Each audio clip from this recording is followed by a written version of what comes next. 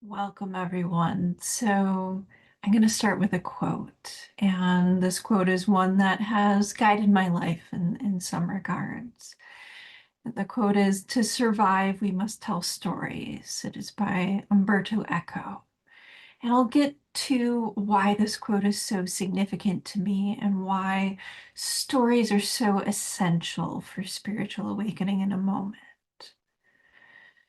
But first, let me share with you something that I talk about with quite a quite a few of my clients. And this gets people to a place where they can sort of have perspective regarding themselves and the stories that we tell ourselves about our identity, who we are, and how that can significantly shift during spiritual awakening. And that is for somebody to picture themselves as a protagonist in a novel. If they were a protagonist in that novel, what characteristics would they have? What stories would be told about their lives? What would be their overall story arc?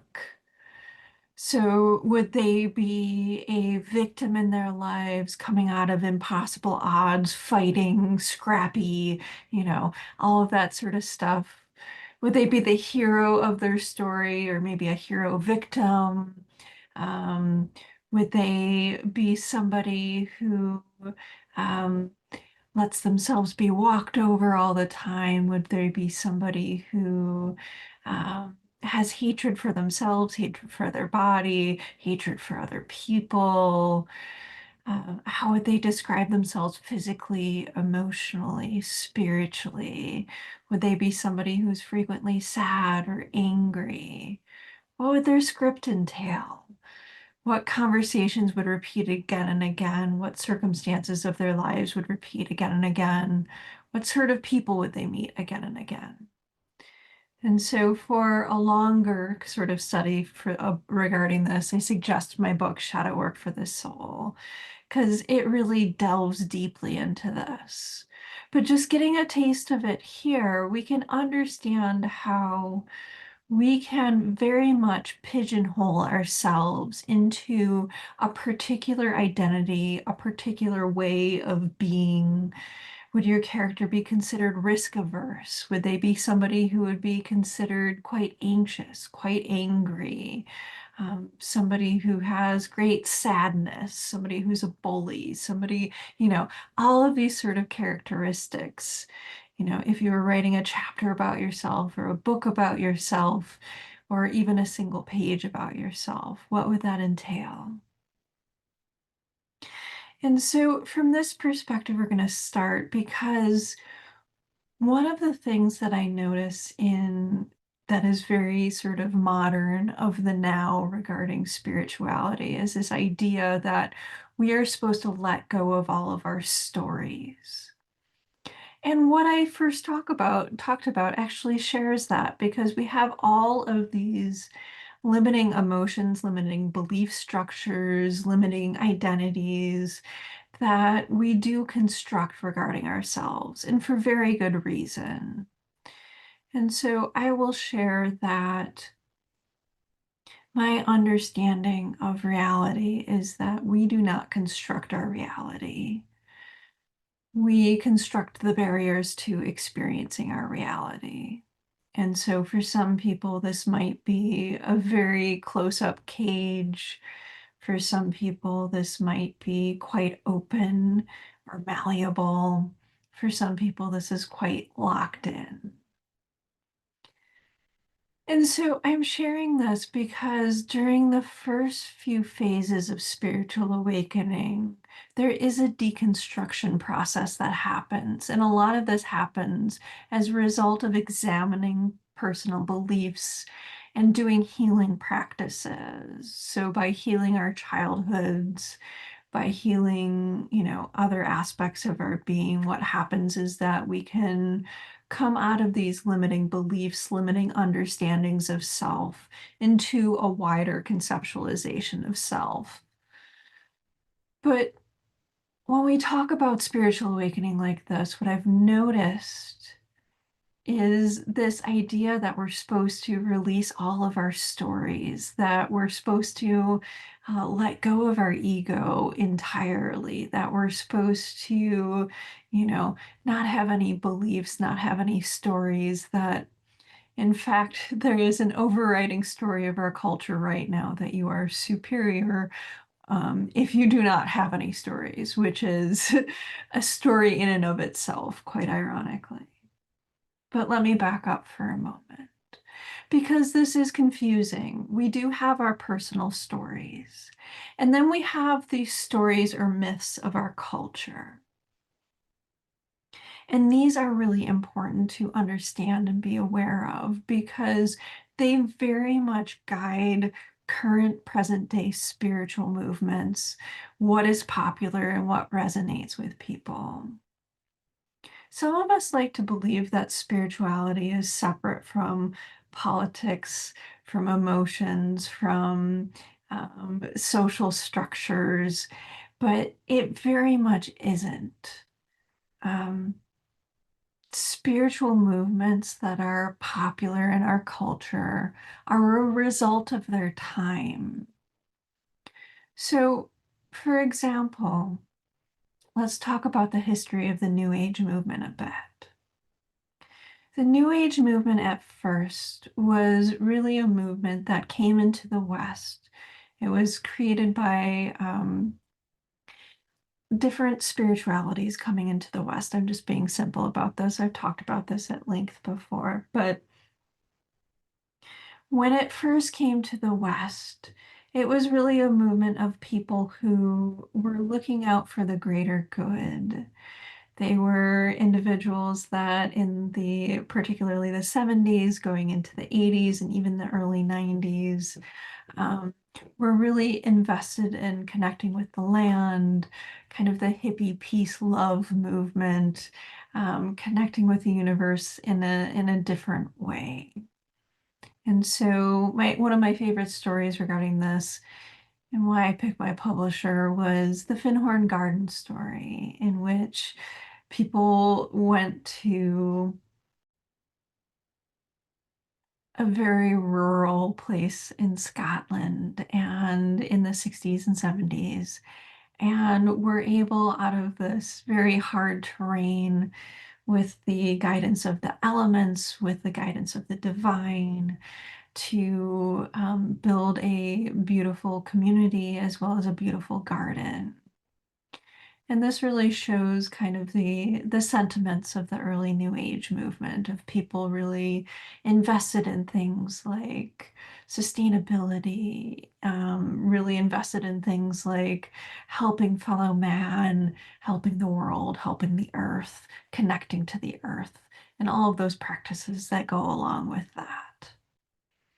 There was a shift in the New Age movement that happened in the early 90s and mid 90s.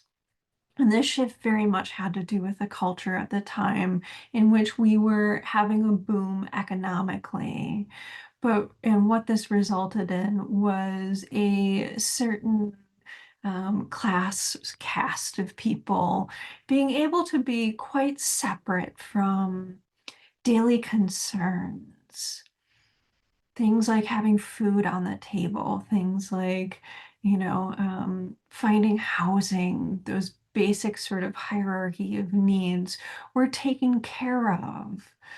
And so people in the 90s, there began a process of sort of splitting from this hippie new age movement. And really by the mid 90s, it started to become a movement that very much had to do about the elevation of the self. And it became more disconnected from the whole, more about elevation of the individual self. And we can see kind of the understandings of the movements of political, social climates from the 80s, sort of yuppies, and the 90s individualists coming into play here and influencing spiritual movements to the point where it was about the elevation of the individual self. Um, this again sort of flowed into a shift that happened, I would say, between 2005 to 2012, in which there was still language about, connecting to the whole, but the shift from the 90s. In the 90s, there was still talk about connection to spirit, connection to spirituality. There was still a tether to organized religions. But even if you were to look at kind of the pagan movements, they were about offering of the self to something greater than the individual self.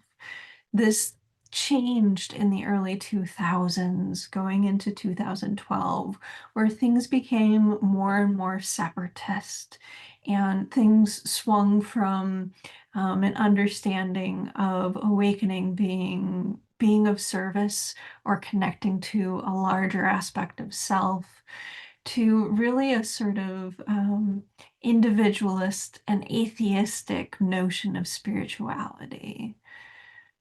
And I will say that movement has persisted. And so what has occurred is that there is um, a lot of focus still on the individual self, even if it's couched in different language. And there is a lot of focus not on connecting to God, goddess, um, to divinity, to a greater good, to that sort of thing. There is still very much a focus on the self in isolation. And this both shows the very much the wounds of our culture, as well as where we are as a culture as a whole. And it very much feeds into our spirituality and the spiritualities that we are drawn to. The spiritualities that rise and fall during our times are very much reflective, basically, of what is going on socially, economically, politically, as well as, kind of spiritual undercurrents. I will say right now, and for the last couple of years, we've been kind of going through a pendulum swing in which I have no doubt that more people are going to move back into kind of a more spiritualized spirituality, so to speak. I have no doubt that people are going to move back more towards organized religions and sort of the paganism that was more popularized in kind of the 60s, 70s, that had more to do about community and that sort of thing. I've already seen that swing. It probably will be evident to most people where you're seeing, articles about it within the next couple of years. I would anticipate, articles about more people are, going back to church and, that sort of thing. So, what does this have to do with story and the significance of story? Because we do have our personal stories that very much set our limitations or our perspective of reality. For example, I always say that a miserable person creates misery uh, in the world. It ripples out. And you can see this in people, people who are suffering create suffering around them because they're not at a point to be able to acknowledge it and work on it within themselves. So what do? They write, comments on web page. They're nasty to the people around them. You know, they're suffering, and so they create suffering. And so if that person were to create a story about themselves, and were really willing to look at themselves, they would see themselves as depressed and miserable and, you know, trying to cause misery for other people. I share this because it's a simple way of looking at things. Um, but also because when we are talking about story and we're talking about the overriding story of our culture right now, it is a belief that we need to let go of story. That is ironically a story, but it is part of what is going on in the present day new age and non-dual and that sort of culture, is this idea that we need to let go of story. And it's really a misunderstanding of things. It very much has to do with where we are with our present day spiritual movement than of any greater or deeper spiritual significance. Because the truth is that at the beginning of your path, that advice may be helpful to reconsider who you are, what your identity is, or to even do the deeper work I talked about, the shadow work of considering who you might be as protagonist. But if we were to go to a deeper level, I would say that any change in our personal story only arises when we are willing to fully accept our story and to do the work to dig into our story. For example, if somebody is a victim of their story, what are they going to do? What is going to be helpful for them in reality? Is saying a mantra of "I'm not a victim" 8,000 times going to be helpful? Perhaps. What is going to really work is them accepting and acknowledging every single time that they have been a victim, every single time that they have been victimized with every aspect of their being. Denial is one of our most primitive structures against reality. It creates conflict within the self. And so, if we have had an experience in which we've been victimized and we believe it 99%, but there's that 1% still lingering that refuses to take that in, or maybe we're at 20/80 or 50/50 or something like that. If we can get that 1% or that 50%, all of our being on board and saying, yes, that situation was shitty, that shouldn't have happened to you, letting that part of ourselves be truly seen and heard. That is how we release the victim. That is how we change our stories. That is how we change our identity. It is not by saying things like, oh, you're not a victim, um, sort of thing. That just doesn't work. It creates a barrier within the self. And at some point, that barrier is going to come tumbling down. It is, somebody not willing to acknowledge their dark stuff, not willing to acknowledge their story. It doesn't go anywhere. It persists. And so I would say that the first 3/4 of the path are about reconsidering the stuck aspects of our identity, our story, who we believe we are, that protagonist in the novel, and really owning and accepting all aspects of our being. And ironically, what happens with that is that that creates change within ourselves. If we are able to say within ourselves, if we go back to the miserable person, yeah, I'm miserable, I'm really suffering. For to accept that with every aspect of our being, what happens is that we start to have agency over that. We start to recognize that, wow, I'm really miserable, I'm really suffering, and I keep on projecting that suffering outward into the world. When we get to that point of awareness, that is when we are willing to have the agency to take ownership, to create the capacity where we can really be willing to change, really willing to change our story, really willing to change that protagonist from the miserable, suffering person to the slightly melancholy person to perhaps a person that is content with their existence eventually. And so let me talk about the other half of this equation is that there's this releasing process, this deconstructing process that does happen with spiritual awakening, in which a lot of our stories, a lot of our beliefs, a lot of our understandings of reality are released. However, what happens is paradoxical, is that these things are released, but at the same time, the significance of story, the significance of how narratives craft our reality, how can narratives craft our collective reality, can be understood at the same time. And a lot of times people are missing out on this. For example, let me talk about personal healing. I often utilize the story of Pandora's box with a lot of people because it perfectly describes shadow work. Pandora opens the box, and out of it comes all of these monsters, all of these dark things, and underneath it is hope. That is the last thing to come out of the box. And so, what emerges when we truly do the work on ourselves, when we truly become self realized, is that all of this stuff comes up to be accepted, to be acknowledged, to be self realized.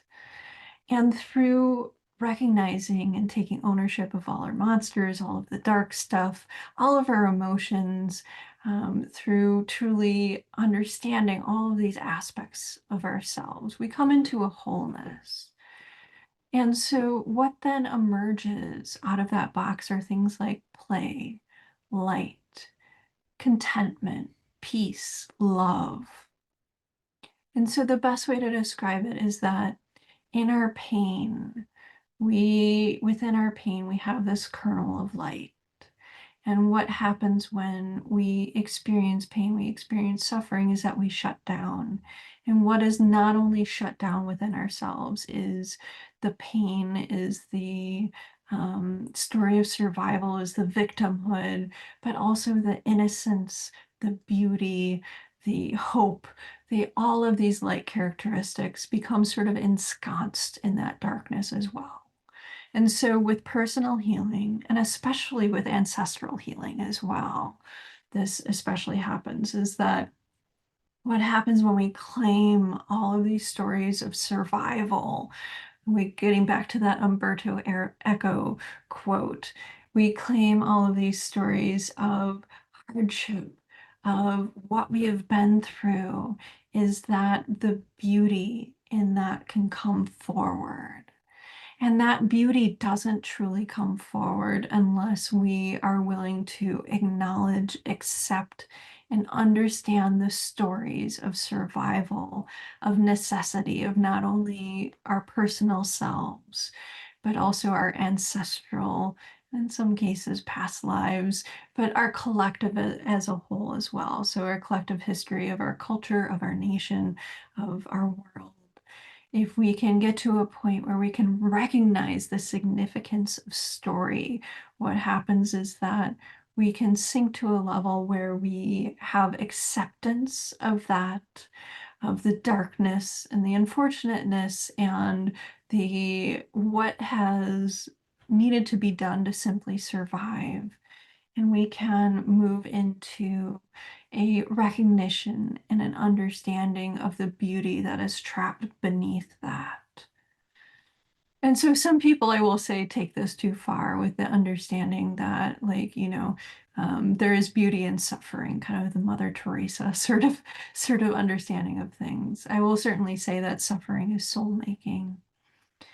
Um, but what I will also say is that a lot of people contact me these days with these large concerns about culture, about world, about politics, about social dynamics, about real concern about things that are going on. And I will say to anyone who comes to me is, feel that. Stop yourself from doom scrolling, but let yourself feel that. People who are aware will feel there are terrible, horrible things going on in the world. And we have access to them all the time these days. We can just turn on our phone or computer or internet or TVs and see all of the suffering, all of the darkest impulses of humanity 24/7 right in front of our faces. And so, what happens when we can recognize those stories, when we can accept and acknowledge those stories, is that we can deeply feel them within ourselves, and deeply feeling them within ourselves eventually lets us gain a bit of perspective where things are still difficult, they are still unfortunate, but there can be a claiming of the and an understanding of the beauty, not only the beauty in the survival, the beauty in the individual and collective stories that arise, the beauty in the stories of humanity that come about from all different perspectives, from all different understandings of reality. Those are the shades, the understandings of what is happening in the world. Those are all of our divine stories. They have a need to be heard.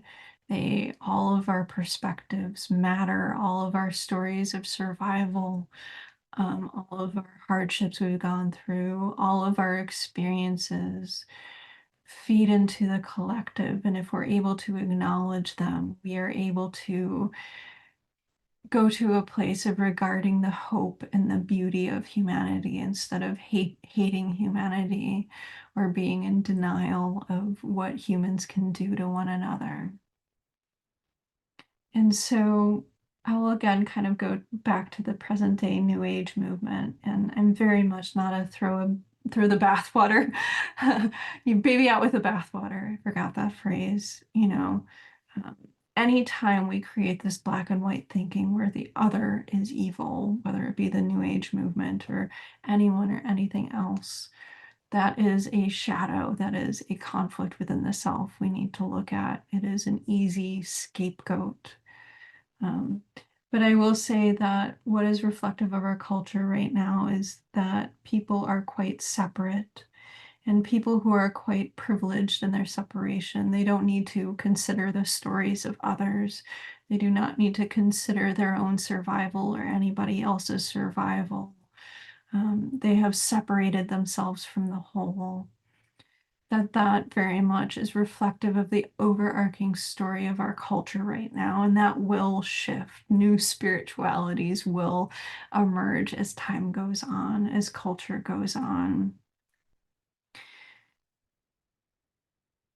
But I have been reflective for the last 10 years about what a strain of loneliness and abandonment and separation is so involved with that present day sort of self-cherishing notion of, I don't have an ego, there's no need for story. Uh, How absolutely lonely and disconnected and unfortunate that is. Um, because we do truly need story. What our stories do is they connect us with one another, is that they weave a story of humanity, our story, the stories of our culture, the stories of our world. They are all significant and they all create beauty, hope, light, and eventually connection to divinity and connection to especially the beauty of humanity. I will say that what happens if you deconstruct the self, if you just keep on emptying and emptying, is that you can get to a place of emptiness. You can get to a place where you've released every aspect of self and where you truly don't have an ego, so to speak. What I find more often is that people are telling themselves a story that they don't have an ego as a method of denying, as a method of denial. There is no greater story that the ego can tell is than that they are complete, that they are finished, that they are superior, that they do not have an ego, because that means that they've stopped themselves in their tracks. There's no more work that needs to be done. And so I always suggest to people to tell themselves the story that they are a beginner of their path, no matter where they are, because that story always lets people see what still could be expanded into and the possibility of things rather than letting the ego sort of outfox us, so to speak. Um, but I will share that during awakening, one of two things can happen, and it really depends on your path. The first is that somebody can empty themselves, and then at that point, they can start to fill their cup, so to speak. Is that and then at that transition point, they can start to see the beauty and the interconnectedness and connect to divinity at that point. So I've worked with people, for example, who've been undergoing Kundalini awakenings, and they don't get any divine energy. Of course, they're experiencing a Kundalini awakening, so they are experiencing, um, movement and divine energy and all that sort of stuff, but they aren't experiencing that communion with the divine, that connection with something greater with themselves. And there might be a lot of things blocking them in this, but sometimes it is because there is a need to empty themselves out to a point where there can be room to fill their cups, so to speak, where there can be room for grace to come in. And so it's kind of a two-phase process for some people. For other people, both happen at the same time, where there's a release and at the same point a recognition of that kernel of light, of that insignificance of story. And so what happens to those individuals is that they will be paradoxically at the same time releasing conditioning, releasing understandings of self, releasing stories, releasing beliefs, releasing all these fixed sort of understandings of self and reality. And at the same point, being able to look to a wider net, being able to see the beauty of their experiences, being able to see the beauty of humanity, being able to recognize how stories weave us together, how they let us come together in community with vulnerability, uh, with heart, with soul. Stories really reveal our soul. There is a need for them in this world because they connect us to that vital resource within ourselves. We are going through an unfortunate time where a lot of soullessness is coming about. And again, that is reflected in our spiritual culture, where you don't see things talking about soul rising in some of the popularized spiritual movements. And that's because things of soul are matters of depth. They are stories of survival. They are not the love and light and sort of spiritual bypassing sort of brigade.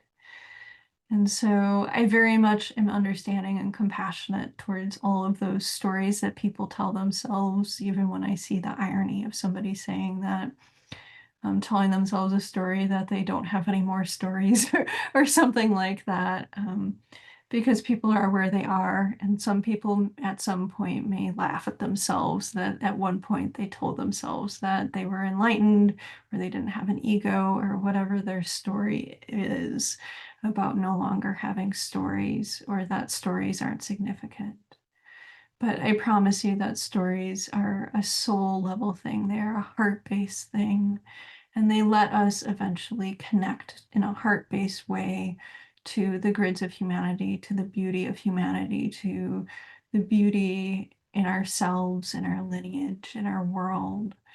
There is such a soul wound of hatred for humanity, of contempt for humanity these days. And in order to heal that, there needs to be a connection to story again. And this will heal so much of kind of the emptiness and the shallowness of our current spiritual culture. So I hope you've enjoyed this talk. It was a little bit meandering, um, but I hope I've introduced you to the thought that there can be a paradoxical experience in spiritual awakening, like so many other paradoxical experiences of spiritual awakening, in which we can lose and gain simultaneously. And if we just lose, we lose it all. If we lose and gain, that can be a beautiful thing.